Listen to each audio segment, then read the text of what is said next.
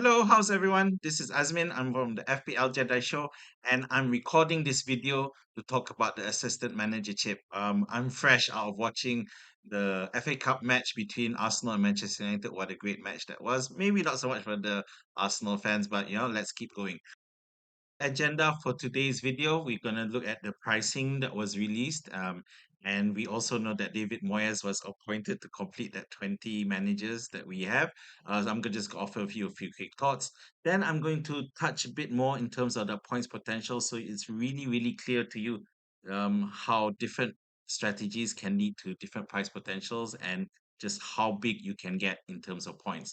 We're going to look back at the rules and the implications of the rules and what you need to do in order to successfully use the assistant manager chip. We're going to look at a few key strategies that we have. I think that, it's been talked about in other videos as well, but so I'm going to talk a bit more here.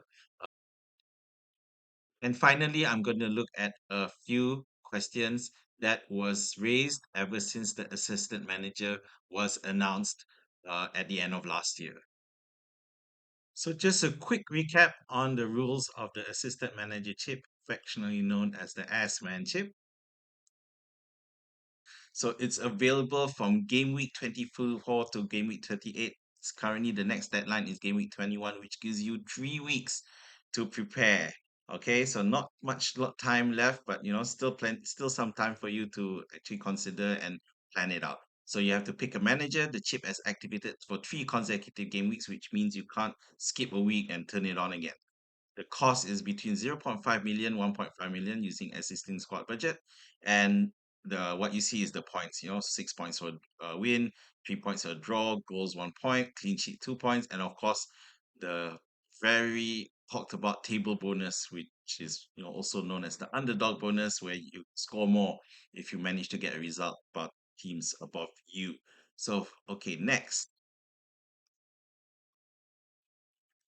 Okay, so some quick thoughts in terms of the manager pricing, which was dropped. So there's 4 tiers, which is 1.5 million, 1.1, 0.8, and 0.5. I actually thought it was going to be more simpler than that, which was 1.5, 1.0, 0.5, but they felt the need to introduce 4 tiers. So fine, let's go. So the first tier, which is Arteta, Maresca, Slot, Guardiola, and Howie. Some people think that Howie should be priced lower. Yeah. But it's obviously more than just ranking. There's certain factors because Nuno, who is currently third in the league, is priced at 1.1 million. So Maresca, who I actually thought is a new manager to the league, and obviously him and together with Slot are doing well. So maybe does experience have to do with it? I think it's a combination of certain factors we don't know, and we may never really know. So never mind. So Iraola, Herzela, Silva, Nuno, and Postecoglou are 1.1 million. Emery, Frank Glasner, Amarim Pereira, 0.8 million. And of course, the last tier, which is McKenna, Rode Van Nistelrooy, Jurek, Potter, and the newly minted Everton manager, welcome back David Moyes, all at 0.5 million. Now, just to clarify, at the time that the pricing was announced, Moyes had not been appointed yet, but the pricing was already there at 0.5 million. So naturally, David Moyes should be coming in at 0.5 million. I doubt they make any changes after that. But if you look at the quality of managers, Graham Potter, who's been in the league before. He did really well with Brighton, not so well with Chelsea, but I feel that there's enough quality there in terms of looking to maximize that possible table bonus to grab that table bonus. You will look at those teams.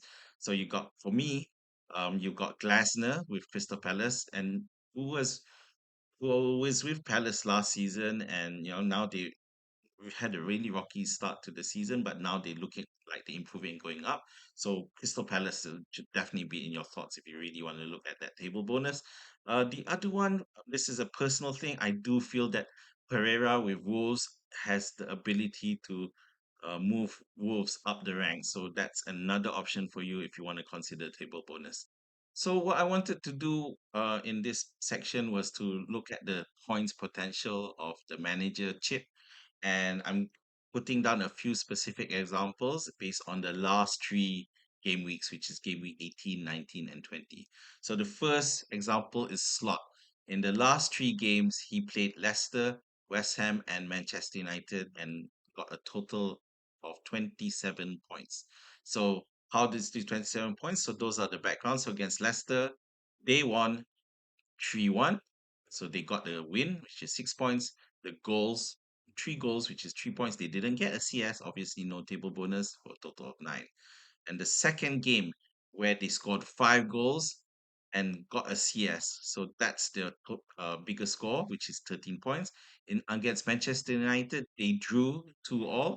So they got 2 goals. They got a draw of 3 points for a total of 5 points. So the total there is 27 points. The second example is Eddie Howe, who scored 29 points, 2 points more than Slot, and he faced Aston Villa, Manchester United, and Spurs. So he won all 3 of those matches. So he got all the 6 points for each of the games. For against Aston Villa, they managed to win 3-0, and which meant he got 3 points for the goals, 2 points for the CS, and which totaled for 11 points. Against Manchester United, they also got a CS, winning 2-0, and they got 10 points. Against Spurs, they won, but they didn't keep a CS, so they scored 2 goals, winning 2-1, and they got 8 points. So you look at the difference, even though Howie 29 points, Slot 27 points, Slot drew the last match against Manchester United, but there's not much difference in terms of the points. The biggest points won by a single match is West Ham, which is 13 points won by Liverpool. So you can see how big the points can be. Imagine for 5-0, that is potentially one of the highest scores that you can get, assuming you're not getting a table bonus. I'd like to contrast this with two managers who are at the bottom half of the table. The first example was McKenna, and the last three, he played Arsenal, Chelsea, and Fulham and ran off with 30 points. Okay, so what happened against Arsenal? Arsenal, they lost. They lost 1-0, so they didn't get any points at all. So it's zero all the way down there. No, nothing for wins, no goals, no CS, no table bonus, zero. Now against Chelsea, they won. So they got 6 points, scoring 2 goals, and they got the CS. So that's an additional 2 points. So 6 plus 2 plus 2, and they managed to get the table bonus, which is 10 points for a total of 20 points. Okay, against Fulham, they didn't win. They drew 2-2, so they got 3 points for the draw, 2 points for goal, no point for CS. But again, they qualified for the table bonus, so they got 5 points for a total of 10 points. So the total that Ipswich got is 30 points, even though they didn't get any points from the Arsenal match.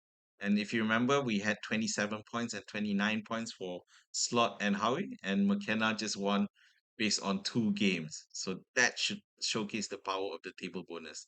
Now, Glasner for Crystal Palace, in the last 3 games, he's got 27 points. So against Bournemouth, they drew um, so 0-0. They didn't keep a clean sheet, so they got 3 points for the draw, 2 points for the CS, 5 points for the table bonus, getting 10 points. So against Southampton, who is on the bottom with them, so definitely not qualifying for the table bonus. They did win, so they got 6 points and 2 goals for a 2-0 win, and they got 8 points. And finally, they played against Chelsea where they drew, and they got 3 points for the draw, 1 point for the goal. No points for the CS because it was a 1-all draw, but they did qualify for the table bonus, giving them a total of 5. So the total points was just 27. Now, contrast that to the previous example with Slot and Howie.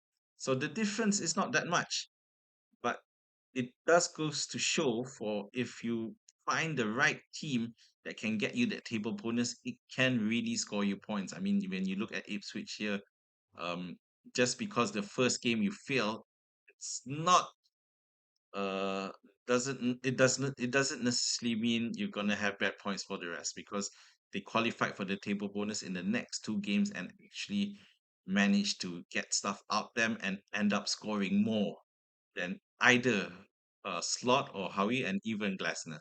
So that should showcase you the power of that table bonus if you are able to pinpoint the right team uh, to make upsets, to cause upsets against teams.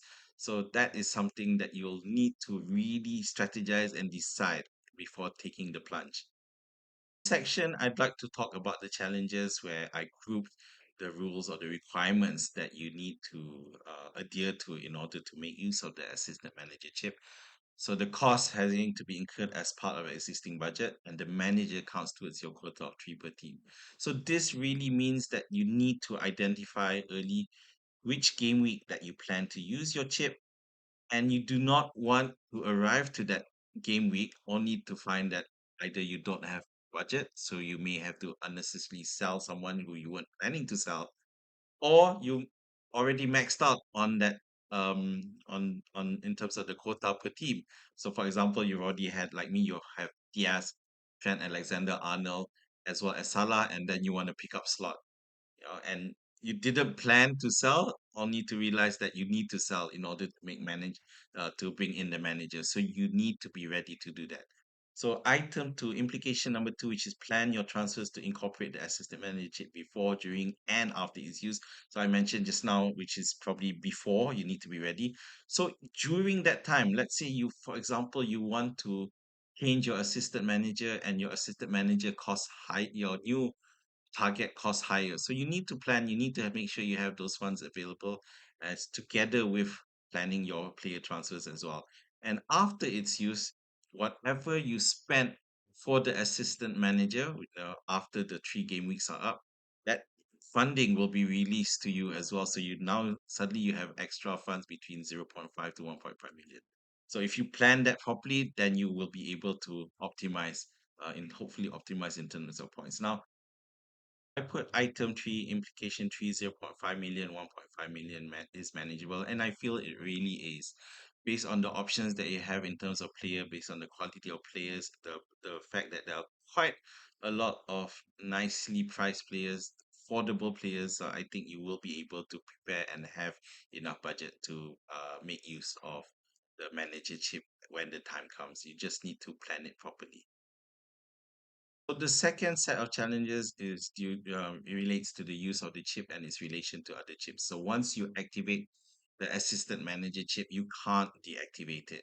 And while this assistant manager chip is in play, no other chips may be used. So it's really, really important for you to plan when you're going to use each chips, especially if you like me, where you have all the other chips still available. And in a way, I'm kind of a bit envious for those who use the triple captaincy on the 17 pointer Haaland towards the start of the season, because that just means that you have one less chip to worry about.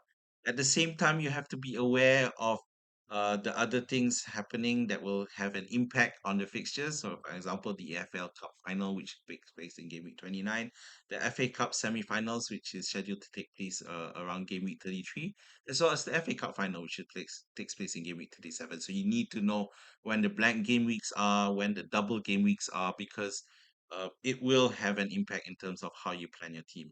And just a quick reminder, game week 24 to game week 38 is only 15 weeks. So that's not a lot of weeks, especially when the assistant manager takes 3 of those weeks. So it's really not as spacious as you would think. So do be ready to and plan ahead and make sure you are able to use those chips as and when you see fit. Let's talk about the potential strategies which we briefly mentioned when we were looking at the points potential. So the first strategy is, of course, the play it safe option, where you pick up managers from top teams. So what happens there? You find the managers that have the strongest chances of picking up win points, for example, Liverpool, as well as those with strongest goal scoring chances, because when you score more goals, you get more points for your manager. So examples that I picked up here are Slot, Arteta, Howie, and Pep, both with managers with good track records and also in a good run of form. So the advantages of picking these managers are they are your best chance of getting a win and draw points, because let's face it, lose you get zero, and the only if you lose, the only points you can gain are possible goals. Okay. Now, but of course, the disadvantage is that you lose out on the potential upside, which of course we're referring to the underdog points or the table bonus points. But it it's less risk in that sense, because you know these managers or these teams are of high quality and they have a better percentage of winning or at least drawing the matches. The second strategy is, of course, the high risk, high reward strategy where you really try to make use of those table bonus points. So you would want to pick a manager whose fixtures include at least two table bonus opportunities. I've actually scoured the fixture list and I haven't really found where it's the likelihood of the manager qualifying for three table bonus opportunities in a row. It doesn't look like it's there. But of course, you do have to remember that the tables will change. The positions in the table will are quite flexible, which makes it a bit harder to use the strategy. So you'll need to adapt when the time comes. So for this, you of course look for teams who are probably showing clear improvement, who probably at the start they weren't doing well, but now they're looking like they're improving, so they are moving up the rank. Means they are capable of actually causing upsets. You may want to look at teams with strong manager bounces. We've seen that managers coming in and they string a good um, nice flow of results. So or teams you didn't expect at the bottom half of the league.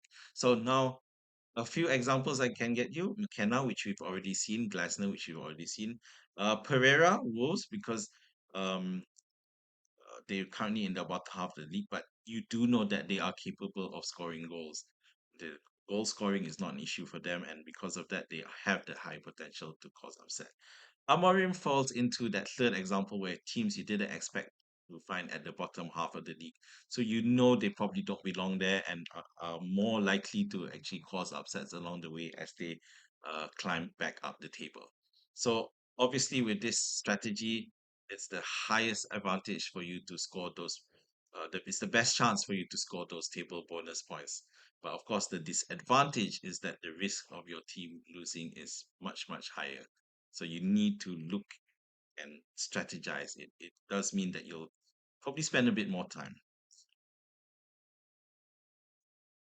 Third strategy is the aggressive play strategy. Okay, so for the aggressive play, you remember when you select an assistant manager, when you activate the assistant manager chip, sorry, it then becomes active for three consecutive game weeks. So for the aggressive play, you do not necessarily stick with that same manager. You use your transfers to change managers.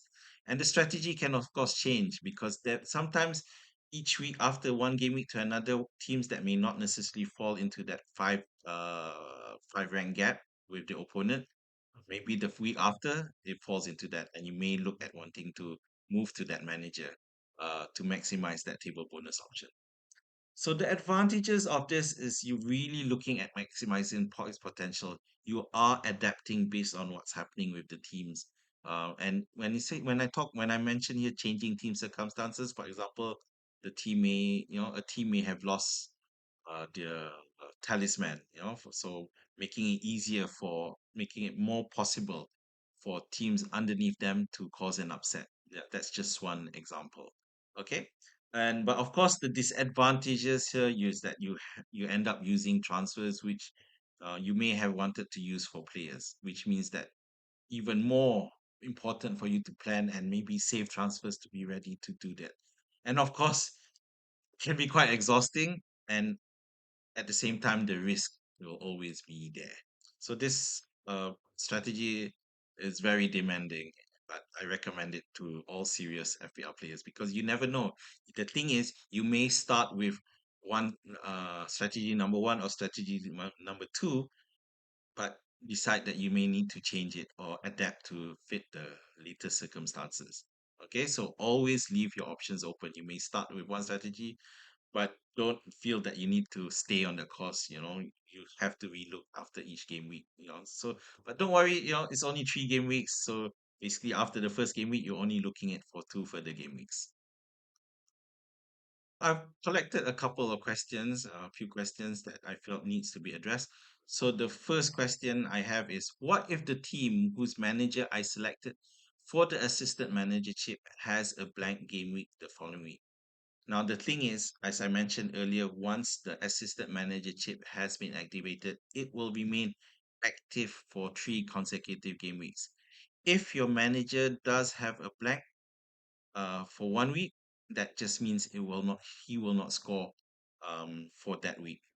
It doesn't mean that the manager chip goes on a pause and only activates when the manager's team is playing. So no. Um, if your manager does end up having a blank game week the following week, then it's probably in your best interest to switch managers. Now, we obviously just now we plan for the blank game weeks and double game weeks and so on. But as we know, we've seen it happen with the Liverpool Everton game, which got suspended because of weather, and of course the other Liverpool Manchester United match, which almost got suspended, but in the end went ahead. So this is a circumstances where you may not have expected your team that you selected to have a blank game week, but they end up having a blank game week. So this is where I mentioned earlier that it's probably a good idea to save transfers because you never know when this could happen, and you don't want to end up not scoring points for your manager for that game week. So the next question that we have is, what if my manager gets carded or worse, sent off? We've seen it happen already. Will I get points deducted? So based on the rules that was provided by FPL Towers, no, you won't get points deducted. Only the points that we mentioned at the start, which is for the win, draw, loss, goals, CS, as well as the table bonus. Only those. Now, obviously, there's still 3 game weeks away before the system managership becomes active. So I can't guarantee you FPL decide, okay, let's um, add in some additional points possibilities, because let's face it, it is a new chip. And the fact that they introduced it midway through the season shows that they could make changes if they want to, as long as it doesn't impact on the existing scores. Okay, but at the moment, no, you won't get points deducted.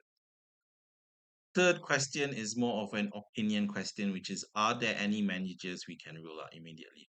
My immediate answer to that is no. At this point in time, there aren't really any managers because you don't know whether any managers will have an upkeep in performance.